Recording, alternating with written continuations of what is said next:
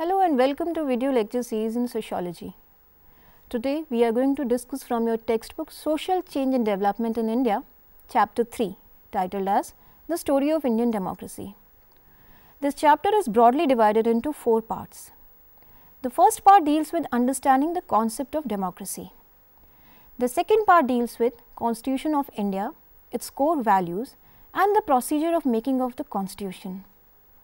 The third part deals with the practicing of democracy at the grassroots level, that is in the form of Panchayati Raj system in India. And the fourth and the final part deals with the role of political parties and the pressure groups in a democracy. So far we have learned about the distinct ways and lasting consequences of the colonial experience. Through processes of structural and cultural transformation, this experience had been significant in shaping political, economic, social and cultural landscape in India. In this context, today we will discuss the story of Indian democracy. To understand democracy, let us begin by defining what is meant by democracy. Democracy comes from a Greek word, demos, and the kratos, that is the mob. Demos means the mob and the many, and kratos means the rule. Democracy is defined as a government in which the supreme power is vested in the people. It is defined as a form of government in which people have an equal say in the decisions that affect their lives. Democracy allows people to participate equally, either directly or through elected representatives in proposal, development and creation of laws. We come across the concept of democracy in everyday life. Democracy may be a familiar word to most of us, but it is a contested concept, as there are many forms of democracy and many variants of democracy being practiced all over the world. But from where did the concept of democracy originate? Is it a modern phenomena or democracies existed earlier also? It may not be the way in which we understand democracies in the modern time, but democratic ideas certainly have prevailed in history. It appears in the description of many ancient civilizations. Let us look at the history briefly to find when and where these ideas appeared. The first usage of the word is found in Greece. It appeared in the ancient Greek political and philosophical thought in the city-state of Athens. Athenians established what is assumed as the first democracy around 500 BCE. The idea or philosophy behind this was that a good government is formed with the consent of people or the masses. The second usage of the term is found in Roman Republic, later in English, Dutch and American republics.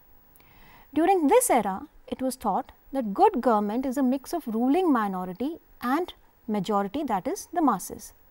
But the democratic element of people's consent could actually give greater power to the state. The third usage is found in the events of French Revolution and the writings of many philosophers of Enlightenment era such as Rousseau. During this era, it meant that everyone else, regardless of education or poverty, has a right to make his will felt in the matters of public concern. In modern times, democracy appeared in the constitution of many West European nations in the 19th century. Later on, it appeared in many newly independent nations after the Second World War. Democracy meant that all the people can participate in political processes of a nation, but they must mutually respect the equal rights of fellow citizens within a regulatory legal framework that defines, protects and limits those rights. Democracy in modern societies got established as a consequence of long struggle by French Revolution. French revolutionaries sought to replace the ancient regime, that is the old order, with a new political, social and cultural structure. What is ancient regime or what was the nature of ancient regime? Ancient regime, also called as old regime, is a social political system which existed in most of the European countries during the 18th century. The countries were ruled by absolutism, which means the monarch had absolute control over the government. The French society was divided into 3 estates. What were these estates? These were called as the first estate, second estate and the third estate. The first estate was a minority comprising of Roman Catholic clergy. The second estate, also a minority, consisted of nobles. The third estate included everyone else in the society, that is the masses, serfs, peasants, labourers, workers and all. The people belonging to first and second estate were privileged groups as they did not pay any taxes and were treated well. The masses or the third estates were the unprivileged group. They paid heavy taxes and were exploited. In spite of the fact that minority as compared to the majority was a small percentage of total population of France, each estate had one vote. You may ask a question here that what was the nature of government under the old regime? Under old regime, France was a monarchy. The monarch ruled by divine right. What does divine right of monarch or divine right of a king means? The divine right is a set of ideas wherein it is believed that the God has put the world in motion. Power is given by God. God has put some people in positions of power, and no one can question God. No one can question someone put in power by God. The king has been given power by the God, and questioning the king or the monarch was a blasphemy because it meant questioning the God himself.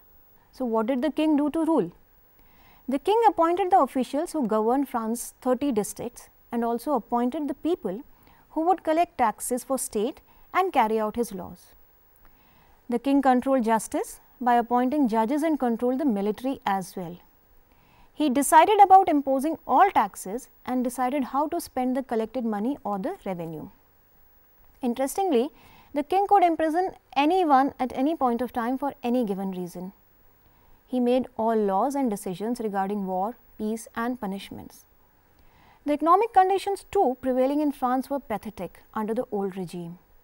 France's economy was based primarily on agriculture, and the peasants bore the heavy burden of taxation. Interestingly, as we have discussed earlier, during this time, intellectual and philosophical revolutions had started to challenge the old order in Europe. What happened during this time? Scientists during this time had started discovering laws that governed the natural world. So, similarly, intellectuals or sociologists to say began to ask if natural laws might also apply to human beings, particularly to human institutions such as the government. These philosophers were secular in their thinking. They used reason and logic rather than faith, religion and superstition to answer important questions. They attempted to find out what logical rational principles work to tie people to their governments and how good governments can be formed. Most importantly, they questioned the divine rights of the king. Such ideas led to political turmoil in France, and after many upheavals, ups and downs, this led to establishment of democracy and abolished monarchy forever. The story of French Revolution begins when in May 1789, in an effort to raise taxes, King Louis XVI convened the Estates General. Estates General was the assembly representing the entire French population through these three groups known as estates. The third estate in France demanded sweeping political and social reform, but the other two estates resisted this.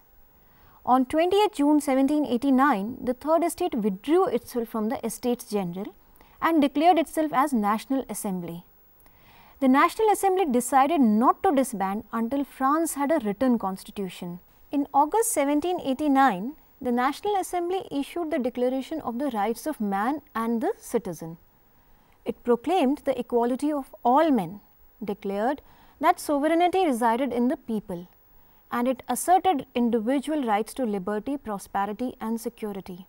In fact, it was influenced by American Revolution and Declaration of Independence in America. The Declaration of Rights of Man included many important things such as freedom of religion, freedom of speech, freedom of the press. It guaranteed property rights to people. It talked about right of the people to create laws and right to a fair trial.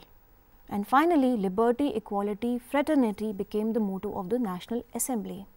The reforms of the National Assembly reconfigured or restructured French society forever.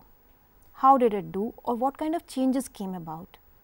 The first important change was that it ended the fees and labor services the peasants owed to the landlords. Second, it seized the church's land or the property. It abolished the first estate and defined clergy as civilians. Now, clergy as civilian was required to take an oath of loyalty to the state, and men of property, those who held property, could vote for legislators. Among many events as part of French Revolution, later a convention was established, which was a new legislative body elected by universal male suffrage. The convention abolished the monarchy and proclaimed France as a republic. It made the king the chief executive, but deprived him of legislative authorities. France became a constitutional monarchy, and the king and the subject relationship under a monarchy was replaced by state and citizen in democracy. The French Revolution, with many upheavals and eventful turns, has sown the seeds of democracy in modern societies. Since then, despite continuing challenges, democratic governments continue to evolve and flourish throughout the world. Democracy has evolved through a long history full of crisis, unrest, bloodshed. It is now a set of ideas and principles about freedom. You must also remember here that freedom and democracy cannot be used interchangeably. The concepts are important, but they are not the same. Understand this, that in a democracy, freedom along with equality and liberty is guaranteed to the citizens. Democracy is popularly now known as a government of the people, by the people and for the people. Let us discuss what are the core characteristics of democracy. Democracy is a government in which power and civic responsibilities are exercised by all adult citizens, directly or through their freely elected representatives. Democracies rest upon the principle of majority rule and individual rights. The next important feature of democracy is that democratic societies are committed to the values of tolerance, cooperation and compromise. The third important characteristic is that democracies understand that one of their prime functions is to protect basic human rights, such as freedom of speech and religion, the right to equal protection under law, and the opportunity to organize and participate in the political, economic and cultural life of a society or a nation. Next, democracies also conduct regular, free and fair elections open to citizens eligible for voting. Citizens in a democracy have not only rights, but the responsibility to participate in the political system. That in turn protects their rights and freedoms. Democracies guard against all powerful central governments. They decentralize government to regional and local levels, understanding that all levels of government must be as accessible and responsible to people as possible. Democracy is of two types, direct and representative. In a direct democracy, all citizens without the intermediary of elected or appointed officials can participate in making public decisions. Such a system is practically only with a relatively small number of people, like a small community organization or tribal council, or for example, the local unit of a trade union where all the members can meet together at one place to discuss issues and arrive at decisions by consensus or majority vote. Modern societies with their size and complexity cannot practice direct democracy. Today, the most common form of democracy is representative democracy, whether for a town of 50,000 or a nation of billion-plus population. In a representative democracy, citizens elect officials to make political decisions, formulate laws and administer programs for public good. India is a representative democracy. Every citizen has the important right to vote for his or her representative. People elect their representatives to all the levels from panchayat, municipal boards, state assemblies up to the parliament. To conclude, let us summarize what we discussed today. We began our discussion by understanding meaning and features of democracy. Then we discussed about the rise of democracy in modern times, particularly looking at the main events of French Revolution, which led to abolishment of monarchy and establishment of democracy. In the next part of this chapter, we will discuss about democracy and making of constitution in India. Till then, you can enjoy reading this part of the chapter.